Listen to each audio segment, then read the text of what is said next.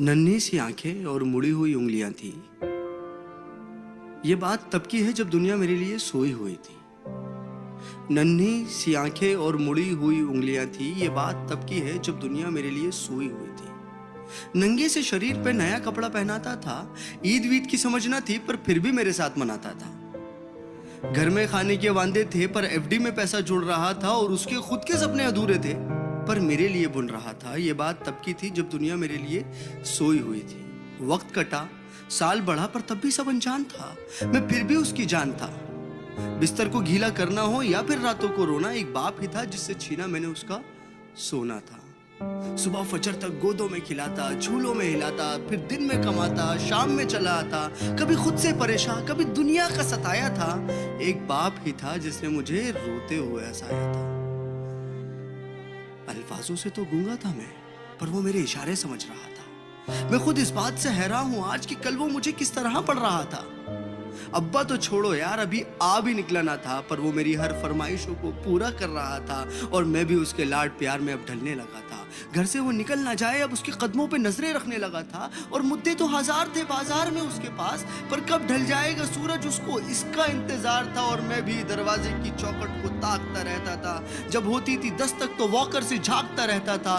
देख के उसकी शक्ल में दूर से चिल्लाता था। जो भी इशारे मुझे आते थे उससे उसे अपने करीब बुलाता था। वो भी छोड़ छाड़ के सब कुछ मुझे सीने से लगाता था। कभी हवा में उछालता था, कभी करतब दिखाता था मेरी एक मुस्कान के लिए। कभी हाथी कभी घोड़ा बन जाता था और सो सकूं रात भर सुकून के साथ। इसीलिए पूरी रात एक करवट में गुजारता था। इसीलिए पूरी रात एक करवट में गुजारता था।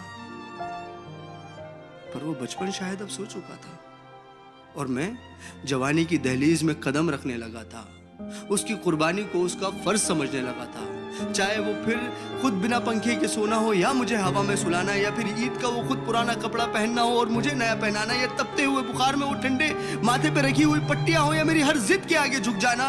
वो बचपन था, वो गुजर गया, वो रिश्ता था, वो सिकुड़ गया और मैं उस कुर्बानी के बोझ को उठा नहीं पाया। इसीलिए वो शहर में कहीं दूर छोड़ आया। नया शहर था, नए शहर की हवा मुझ पे चढ़ने लगी थी। अपने बाप की हर नसीहत मुझे एक बचपना लगने लगी थी। काम जो मिल गया था, पैसा जो आने लगा था, क्या जरूरत है बाप को, ये सोच मुझ में पलने लगी थी। और उधर मेरा बाप बेचैन था मेरी याद में कि कुछ रोज तो घर आजा बेटा, बस यही था उसकी फरियाद में। और मैं उससे हिसाब लेने लगा था जो दुनिया का कर्जदार बन चुका था। क्या जरूरत है तुम्हें अब्बू इतने पैसे की, अब ये सवाल करने लगा था।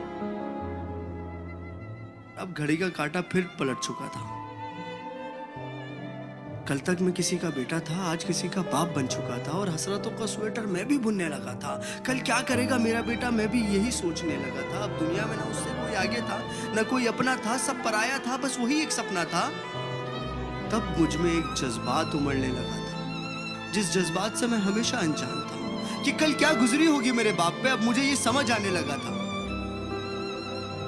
बेलोस मोहब्बत की मूरत होता है बाप। जो लफ्जों में ना बुना जाए और कलमों से जो ना लिखा जाए वो होता है बाप। जो रोते हुए को हंसा दे और खुद को माजूर बना के तुम्हें खड़ा कर दे वो होता है बाप।